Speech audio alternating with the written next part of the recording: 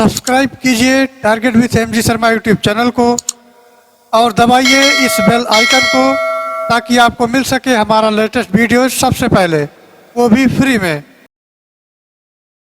दोस्तों नमस्कार, स्वागत है आप सभी का आपके अपने YouTube channel target with MG Sharma पर। दोस्तों आज के सेशन के अंतर्गत घटना चक्र टो सीरीज के अभ्यास प्रश्न पत्र 1 हिंदी को लेकर हम उपस्थित हैं। इस प्रश्न पत्र में कुल 50 अति महत्वपूर्ण प्रश्नों को सॉल्व किया जाएगा, तो वीडियो में लास्ट तक बने रहें। दोस्तों टो सीरीज के सभी प्रैक्टिस सेट को देखने के लिए चैनल के प्ले लिस्ट में जाएं और सभी वीडियो को देखें। हमारे द्वारा अलग अलग प्ले लिस्ट बना दिया गया है। तो दोस्तों एक बार पुनः स्वागत है आप सभी का आपके अपने YouTube channel target with MG Sharma पर। तो चलो आज के सेशन को शुरू करते हैं। आज का हमारा पहला प्रश्न है, निम्नलिखित में से किसका प्रयोग सरकारी स्तर पर अधिकतर भारतीय गजटों में प्रकाशित सरकारी नियम, आदेश, अधिकार और नियुक्तियों की सूचना प्रसंग में होता है? कार्यालय आदेश, अधिसूचना, ज्ञापन या परिपत्र। तो दोस्तों इसका राइट आंसर हो जाएगा ऑप्शन बी, अधिसूचना। अधिसूचना इसका राइट आंसर होगा। और दोस्तों अधिसूचना का प्रयोग सरकारी स्तर पर अधिकतर भारतीय गजटों में प्रकाशित सरकारी नियम, आदेश, अधिकार और नियुक्तियों की सूचना के प्रसंग में होते हैं। चलिए आगे बढ़ते हैं। हमारा अगला प्रश्न है 2, पृथ्वीराज रासो हिंदी साहित्य को किस काल में लिखा गया? आदिकाल, भक्तिकाल, रीतकाल या आधुनिक काल? तो मित्रों इसका राइट आंसर हो जाएगा ये आदिकाल में लिखा गया है। ऑप्शन ए इसका राइट आंसर होगा। पृथ्वीराज रासो हिंदी साहित्य के आदिकाल में लिखे गए हैं और इसके रचनाकार हैं चंद्रवरदाई। इसके रचनाकार हैं चंद्रवरदाई। चंद्रवरदाई इसके रचनाकार हैं। चलिए आगे बढ़ते हैं। हमारा अगला प्रश्न है प्रश्न संख्या 3, गौ शब्द का वचन पहचानिए। सदा बहुवचन, एक वचन, बहुवचन या सदा एक वचन? तो इसका राइट आंसर हो जाएगा एक वचन होगा। गौ शब्द एक वचन होगा और इसका बहुवचन होगा गौएं। चलिए आगे बढ़ते हैं। हमारा अगला प्रश्न है प्रश्न संख्या 4, हिंदी वर्णमाला में व्यंजनों की संख्या है 32, 34, 33 या 36? तो मित्रों हिंदी वर्णमाला में व्यंजनों की संख्या कुल 33 है। ऑप्शन सी इसका राइट आंसर होगा। और कुछ मूल व्यंजन हैं, वर्गीय व्यंजन या स्पर्श व्यंजन का से लेकर पा तक के कुल 25 हैं। और अंतस्थ व्यंजन या रा, ला और वाह है जो 4 हैं। अंतस्थ व्यंजन में या है, रा है, ला है और वाह है, ये कुल 4 हैं। और ऊष्म व्यंजन जो हैं ये कुल है सा, सा, सा और हा, ये भी 4 हैं।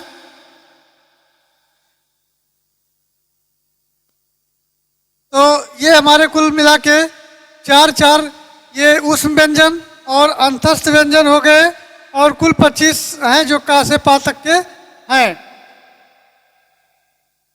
और नोट देख लेते हैं। नोट के अंतर्गत अंतस्थ व्यंजनों को अर्धस्वर भी कहा जाता है। अंतस्थ व्यंजनों को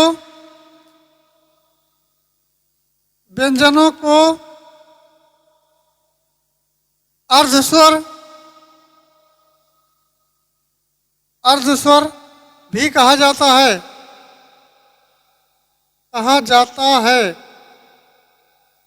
चलिए अगले प्रश्न पर चलते हैं। हमारा अगला प्रश्न है प्रश्न संख्या 5, निम्नलिखित में एक शब्द अशुद्ध है, उसकी पहचान करना है।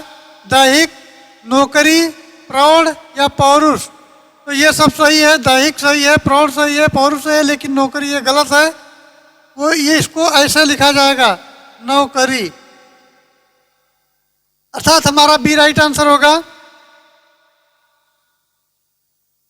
चलिए आगे बढ़ते हैं। हमारा अगला प्रश्न है 6 नंबर देख लेते हैं।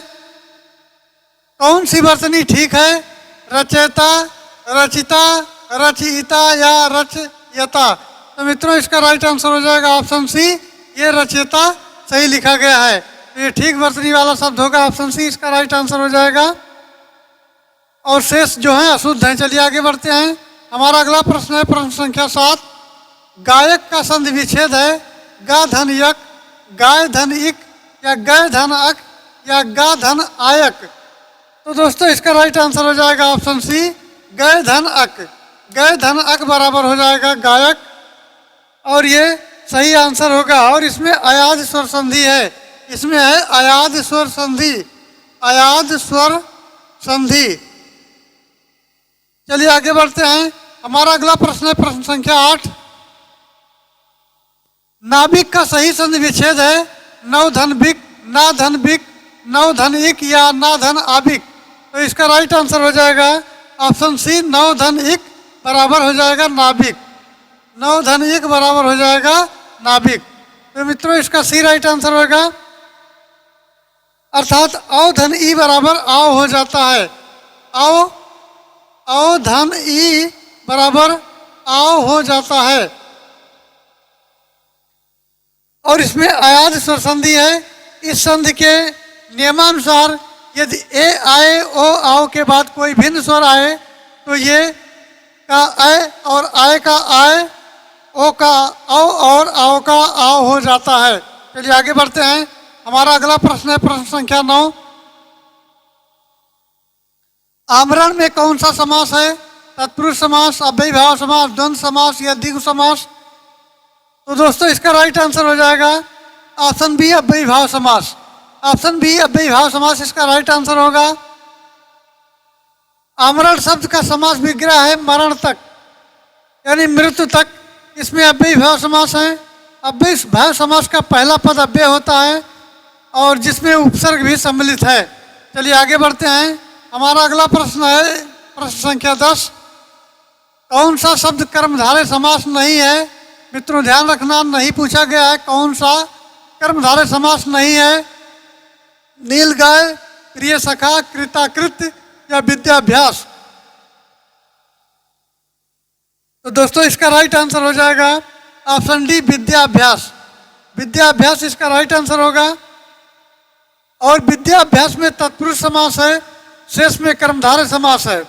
नील गाय और प्रिय सखा में पहला पद विशेषण है। नील गाय और प्रिय सखा में पहला पद विशेषण है, जबकि कृताकृत जो हमारा दिया गया है उसमें दोनों पद विशेषण है। कृता भी और कृत भी, ये दोनों पद विशेषण हैं। और नील गाय और प्रिय सखा में पहला पद नील और प्रिय ये विशेषण है। तो ये पूछा गया कौन सा कर्मधारय समास नहीं है, तो ये डी हमारा कर्मधारय समास नहीं है, अर्थात इसका डी राइट आंसर होगा। चलिए आगे बढ़ते हैं। हमारा अगला प्रश्न है प्रश्न संख्या 11। उपसर्ग में शब्दांश है जो किसी शब्द के बाद में जुड़ता है, किसी शब्द के मध्य में जुड़ता है, किसी शब्द के आगे जुड़ता है, या किसी शब्द में कहीं भी जुड़ सकता है। तो दोस्तों इसका राइट आंसर हो जाएगा ऑप्शन सी, ये किसी शब्द के आगे जुड़ता है।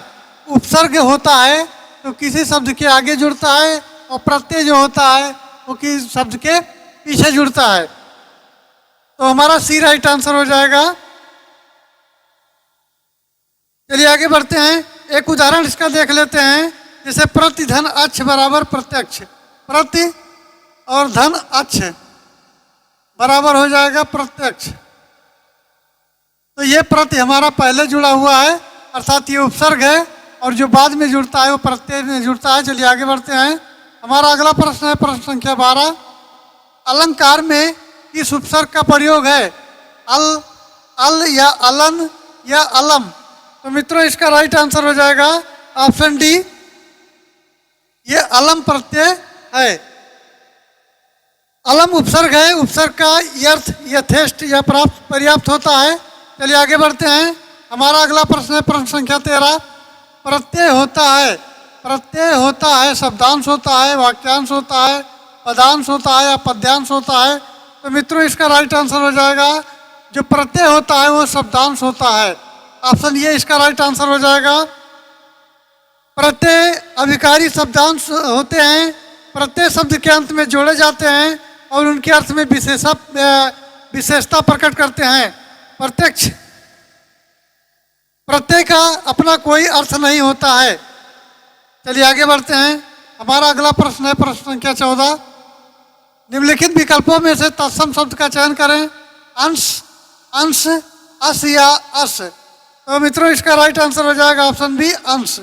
अंश माने होता है भाग। तो अंश तत्सम शब्द है जिसका तद्भव होता है अंश। अगर अंश इस तरह लिखा हुआ है तो इसका तद्भव हो जाएगा अंश। चलिए आगे बढ़ते हैं। हमारा अगला प्रश्न है 15।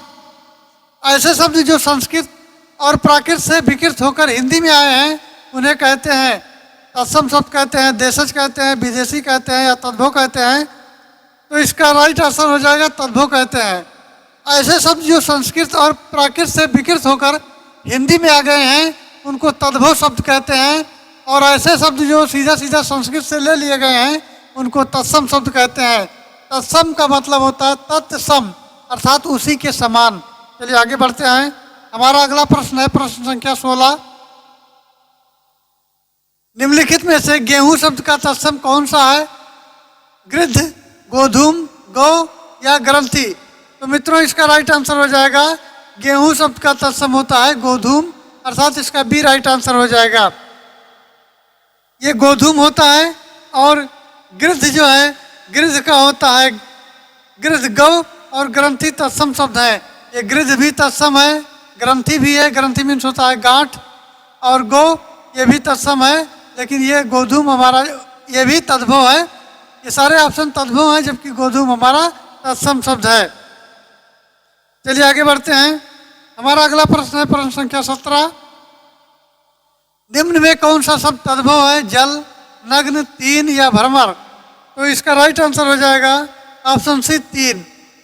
तीन हमारा तद्भव शब्द है, बाकी नग्न, भ्रमर और जल ये सब तत्सम शब्द हैं।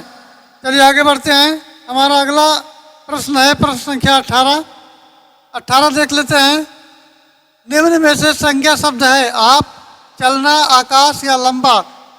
तो दोस्तों इसका राइट आंसर हो जाएगा ऑप्शन सी, आकाश।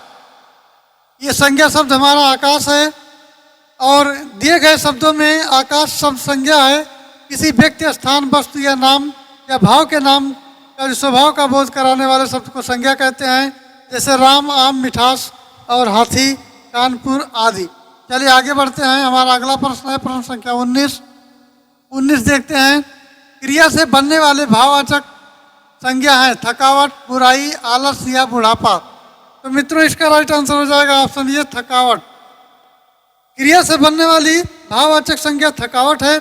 इसके अतिरिक्त भी कुछ शब्द हैं, जैसे घबराहट है, चढ़ाई है, सजावट है, बहाव है, दौड़, क्रिया करने से बनने वाली भाववाचक संज्ञाएं हैं, अर्थात ये सब हैं। चलिए आगे बढ़ते हैं। हमारा अगला प्रश्न है प्रश्न संख्या 20। उसने पत्र लिखा रेखांकित शब्द में सर्वनाम भेद है। निजवाचक सर्वनाम, पुरुषवाचक सर्वनाम, निश्चयवाचक सर्वनाम या संबंधवाचक सर्वनाम। तो इसका राइट आंसर हो जाएगा ऑप्शन बी, पुरुषवाचक सर्वनाम। ऑप्शन बी इसका राइट आंसर हो जाएगा। और सर्वनाम के कुल 6 भेद होते हैं। पहला होता है पुरुषवाचक, पुरुषवाचक, और दूसरा होता है निश्चयवाचक, निश्चयवाचक, निश्चयवाचक, और तीसरा होता है अनिश्चयवाचक, अनिश्चयवाचक, और फिर होता है संबंधवाचक, संबंधवाचक, संबंधवाचक। उसके बाद होता है प्रश्नवाचक, प्रश्नवाचक। उसके बाद होता है निजवाचक, निजवाचक। सात कुल 6 भेद हैं। सर्वनाम के 3 भेद उत्तम पुरुषवाचक, मध्यम पुरुषवाचक और अन्य पुरुषवाचक हैं। वो उसे, अपने, उनसे, उन्होंने, उनका, वे, लोग इत्यादि अन्य पुरुषवाचक सर्वनाम हैं। चलिए आगे बढ़ते हैं। हमारा अगला प्रश्न है प्रश्न संख्या 21। जिस विकारी शब्द से संज्ञा की व्याप्ति मर्यादित होती है उसे कहते हैं विशेष, विशेषण, विशेष और विशेषण या विशिष्ट। तो इसका राइट आंसर हो जाएगा ऑप्शन ये, विशेषण। बी इसका राइट आंसर होगा, विशेषण। चलिए आगे बढ़ते हैं। हमारा अगला प्रश्न है प्रश्न संख्या 22। क्रिया के मूल रूप को कहते हैं, पद कहते हैं, रूप कहते हैं, धातु कहते हैं या शब्द कहते हैं। तो मित्रों इसका राइट आंसर हो जाएगा ऑप्शन सी, धातु कहते हैं। क्रिया के मूल रूप को धातु कहा जाता है और धातु क्रियापद के उस अंश को भी कहते हैं जो किसी क्रिया के प्राय सभी रूपों में पाया जाता है। चलिए आगे बढ़ते हैं। हमारा अगला प्रश्न है प्रश्न संख्या 23। जिन शब्दों में लिंग, वचन, कारक आदि का कारण कोई परिवर्तन नहीं होता है वो होता है क्रिया कहलाते हैं, वचन कहलाते हैं, अव्यय कहलाते हैं या वाच्य कहलाते हैं। तो मित्रों इसका राइट आंसर हो जाएगा ऑप्शन सी, अव्यय कहलाते हैं।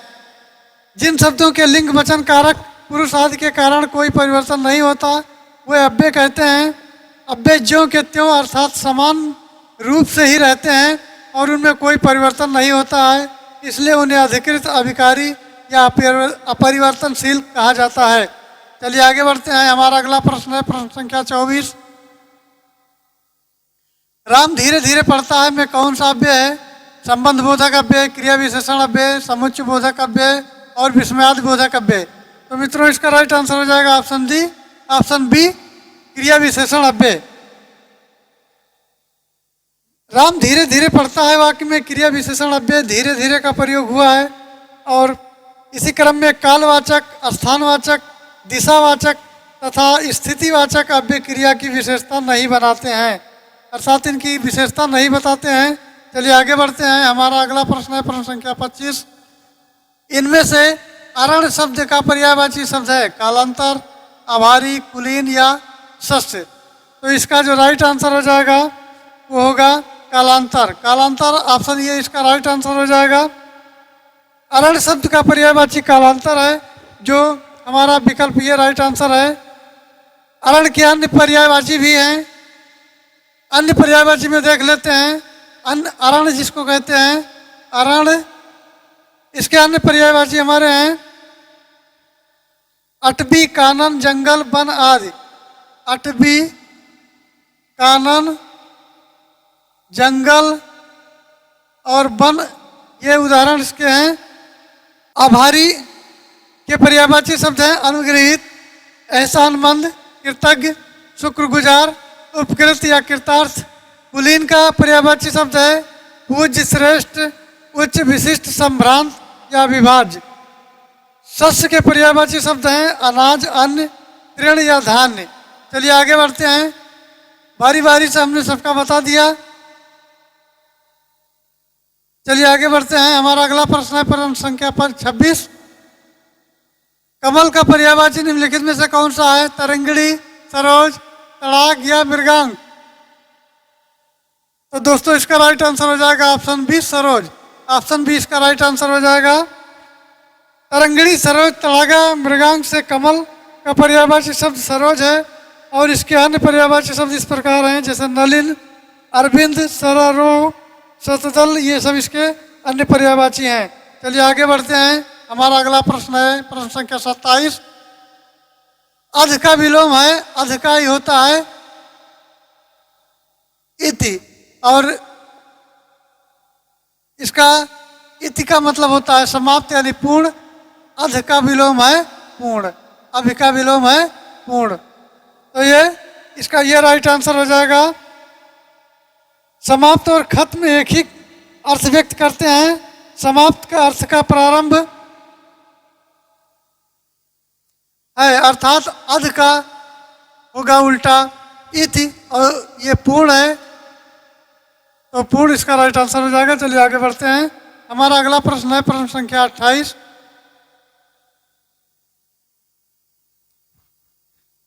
जागृत का विलोम है निद्रा, सुप्त या सुसुप्त। तो दोस्तों इसका राइट आंसर हो जाएगा ऑप्शन सी, सुस्त। जागृत का विलोम है सुस्त। इसी क्रम में जागरण शब्द का निद्रा और जागृति का विलोम सुसुप्ति होता है। अगर जागृत है तो उसका है सुप्त और सुसुप्त, अगर जागृति लिखा है तो उसका है सुसुप्ति। अगर जागृति दिया गया है तो उसका है सुसुप्ति। और जागृत का होता है सुप्त। चलिए आगे बढ़ते हैं। तो दोस्तों हमारा अगला प्रश्न है प्रश्न संख्या 29। 29 देख लेते हैं। मैंने स्थान दिया गया है, मैं सोचा कि भला ऐसा क्यों होता है, उचित सबसे रिक्त स्थान भरिए, अंतःकरण, मन, चित्त और आत्मा। तो मित्रों इसका राइट आंसर हो जाएगा ऑप्शन बी, मन। मन इसका राइट आंसर हो जाएगा। और इस वाक्य में रिक्त स्थान पर मन शब्द का प्रयोग होता है। मैंने मन में सोचा कि भला ऐसा कौन कर सकता है। कोई व्यक्ति सोचेगा, कुछ सोचेगा तो मन ही से सोचेगा। चलिए आगे बढ़ते हैं। हमारा अगला प्रश्न है प्रश्न संख्या 30। संगीत द्वारा व्यक्ति का भरना है प्रभावित होता है, अधिकार प्रभावित होता है, कर्तव्य प्रभावित होता है, शरीर प्रभावित होता है अथवा आचरण प्रभावित होता है। तो मित्रों इसका राइट आंसर हो जाएगा आचरण प्रभावित होता है। संगीत द्वारा व्यक्ति का आचरण प्रभावित होता है। संगीत द्वारा व्यक्ति रोमांचित, आह्लादित होता है और उसके व्यवहार में परिवर्तन आता है। इस प्रकार वो उसका आचरण प्रभावित होता है। चलिए आगे बढ़ते हैं। हमारा अगला प्रश्न है प्रश्न संख्या 31। जिसकी आशा न की गई हो के लिए उपयुक्त एक शब्द है आशातीत, अप्रत्याशित, आशान्वित या प्रत्याशा। तो मित्रों इसका राइट आंसर हो जाएगा ऑप्शन बी, अप्रत्याशित। इसके अन्य डिटेल समझ लेते हैं। आशातीत का होता है, आशातीत मतलब होता है आशा से बहुत अधिक, अर्थात जो आशा से परे हो उसे आशातीत कहते हैं। आशान्वित, आशान्वित का मतलब होता है आशा से बंधा हुआ। आशान्वित का होता है आशा से बंधा हुआ, बंधा हुआ। और इसी क्रम में प्रत्याशा, प्रत्याशा का अर्थ होता है की गई आशा। और आश्वस्त का होता है जिसे विश्वास या दिलासा दिलाया गया हो। चलिए आगे बढ़ते हैं। हमारा अगला प्रश्न है प्रश्न संख्या 31। हाँ तो इसका 31 का मित्रों 31 का हमारा बी राइट आंसर हो जाएगा, अप्रत्याशित। चलिए आगे बढ़ते हैं। प्रश्न संख्या 32। जिसके हाथ में चक्र है, इस वाक्यांश के लिए एक सार्थक शब्द का चयन कीजिए। चंद्रशेखर, चक्रपाण, चक्रधर या चंद्रचूड़। तो मित्रों इसका राइट आंसर हो जाएगा जिसके हाथ में चक्र है उसे चक्राण, चक्रपाण कहते हैं। और चक्रपाण का अर्थ है विष्णु। तो ये चक्रपाण हो जाएगा, ऑप्शन बी इसका राइट आंसर हो जाएगा। चलिए आगे बढ़ते हैं। हमारा अगला प्रश्न है प्रश्न संख्या 33। अक्ल पर पत्थर पड़ना मुहावरे का अर्थ है मूर्ख बन जाना, अपमानजनक बात करना, बुद्धि भ्रष्ट होना या बेफिक्र होना। तो मित्रों इसका राइट आंसर हो जाएगा ऑप्शन सी, बुद्धि भ्रष्ट होना। ऑप्शन सी बुद्धि भ्रष्ट होना। अक्ल पर पत्थर पड़ना मुहावरे का अर्थ है बुद्धि भ्रष्ट होना, अर्थात विकल्प सी इसका राइट आंसर हो जाएगा। चलिए आगे बढ़ते हैं। हमारा अगला प्रश्न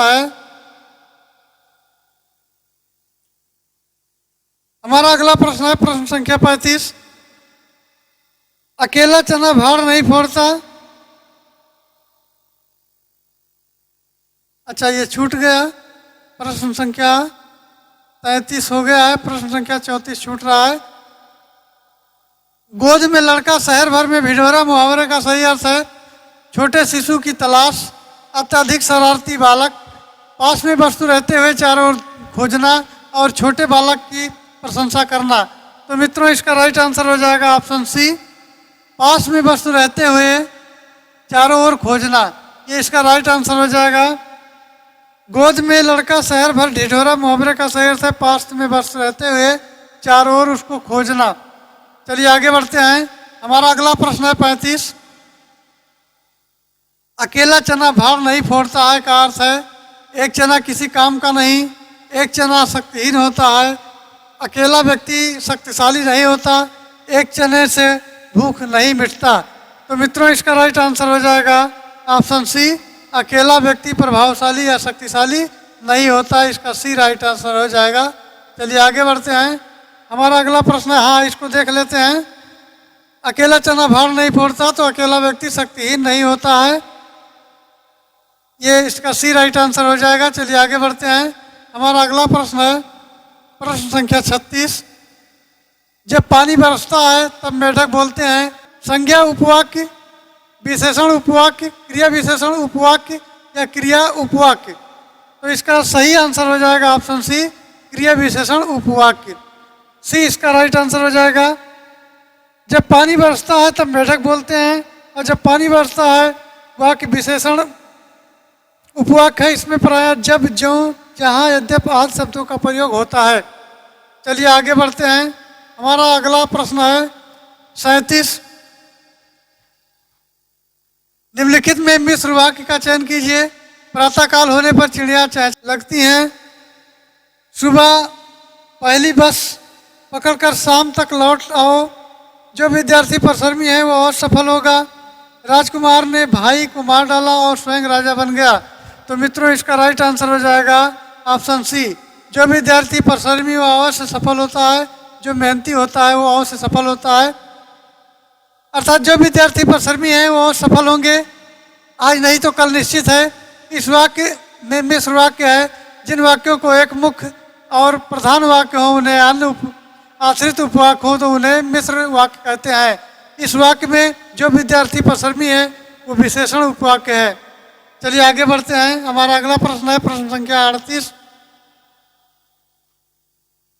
मैंने विद्यालय जाना है और वाक्य में अशुद्ध अंश है। मैंने विद्यालय नहीं, मुझे विद्यालय जाना है। तो इसका जो अशुद्ध होगा मैंने की जगह पर मुझे हो जाएगा। मुझे विद्यालय जाना है। चलिए आगे बढ़ते हैं। हमारा अगला प्रश्न है प्रश्न संख्या 39। वाक्य कितने प्रकार के होते हैं? 4, 2, 3 और 5। तो इसका राइट आंसर हो जाएगा ये 3 प्रकार के होते हैं। वाक्य 3 प्रकार के होते हैं। वाक्य के 3 प्रकार क्रिया के उस परिवर्तन को बाध्य करते हैं जिसके द्वारा इस बात का बोध होता है कि वाक्य के अंतर्गत कर्ता, कर्म तथा भाव इसमें से जिसकी प्रधानता है, इसके अनुसार क्रिया के पुरुष वचन आदि आए हैं। और इन प्रयोगों के अनुसार वाक्य में 3 भेद हैं: कृतवाच्य, कर्मवाच्य, भाववाच्य। कौन कौन से हैं? कृतवाच्य, कर्मवाच्य, कृतवाच्य, कर्मवाच्य, कर्मवाच्य, कृतवाच्य, कर्मवाच्य और तीसरा हमारा है भाववाच्य। चलिए आगे बढ़ते हैं। हमारा अगला प्रश्न है प्रश्न संख्या 40। निम्न में कर्ता कारक का प्रसर्ग कौन सा है? को, ने, से या में। तो इसका राइट आंसर हो जाएगा ऑप्शन बी, ने। निम्न कर्ता कारक का उपसर्ग है, प्रसर्ग है ने। चलिए आगे बढ़ते हैं। हमारा अगला प्रश्न है 41।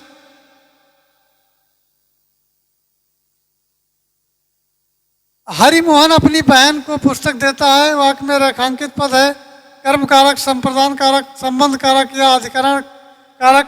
तो मित्रों इसका राइट आंसर हो जाएगा यह है संप्रदान कारक। अर्थात कर्ता ने कर्म को करण से संप्रदान के लिए, और हरि अगर मोहन को या अपनी बहन को पुस्तक देता है तो पुस्तक उसके लिए देता है।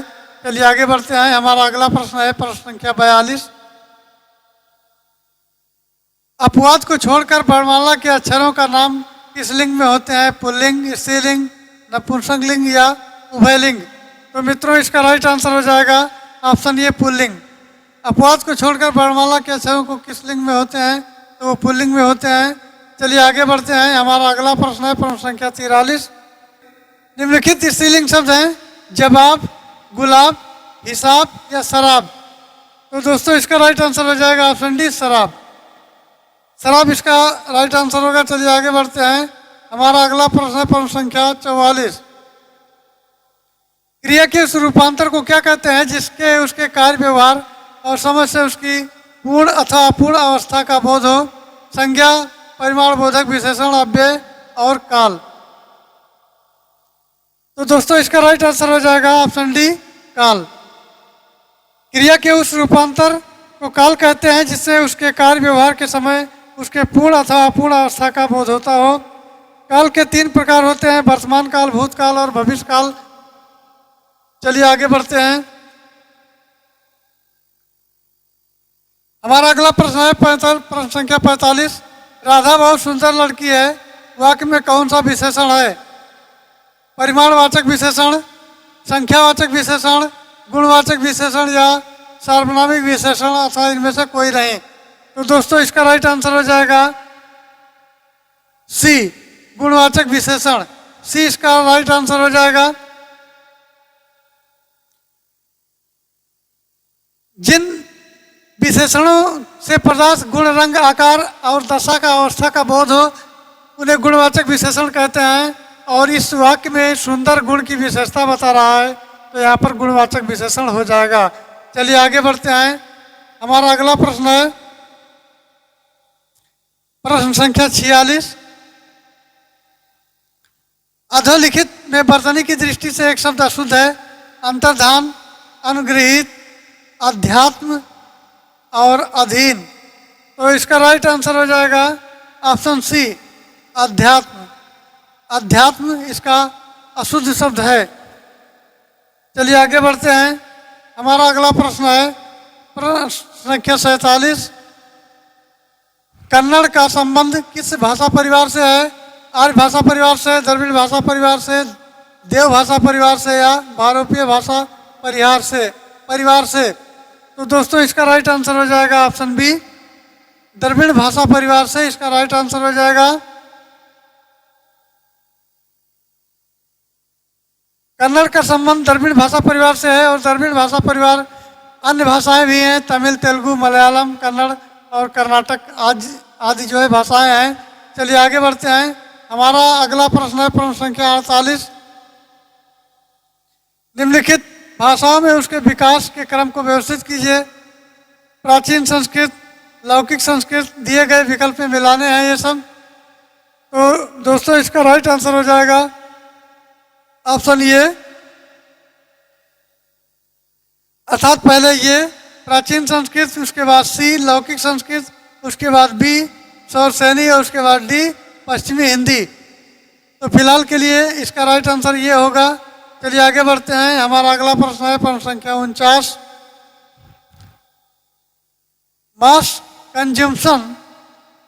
कंजम्पशन का हिंदी पर्याय कौन सा है? भार प्रयोग, जन संचार, व्यापक उपभोग और व्यापक प्रतिरक्षण। तो मित्रों इसका राइट आंसर हो जाएगा ऑप्शन सी, ये व्यापक उपभोग इसका सही आंसर हो जाएगा। और मास कम्युनिकेशन का पर्याय संचार होता है। चलिए आगे बढ़ते हैं। हमारा अगला प्रश्न है और आज का अंतिम प्रश्न है प्रश्न संख्या 50। भावयुक्त शुद्ध अनुवाद चुनिए। आई वॉज ओवरजॉयड, मैं उल्लिखित था, मैं खुशी से ऊपर था, मेरा दिल बाग बाग हो गया और मेरी खुशी ज़्यादा थी तो मेरा दिल बाग बाग हो गया। और साथ ही इसका सी राइट आंसर हो जाएगा। भावयुक्त पहचानना था आई वॉज ओवरजॉयड, तो मेरा दिल बाग बाग हो गया। दोस्तों आई होप जानकारी अच्छी लगी होगी और हमारा वीडियो पसंद आया होगा। तो अगर वीडियो पसंद आया तो चैनल को लाइक करें, सब्सक्राइब करें और अन्य दोस्तों के साथ भी पहुंचाएं। चलिए फिर मिलते हैं अगले वीडियो में अगले प्रैक्टिस सेट के साथ। Thanks for watching. जय हिंद।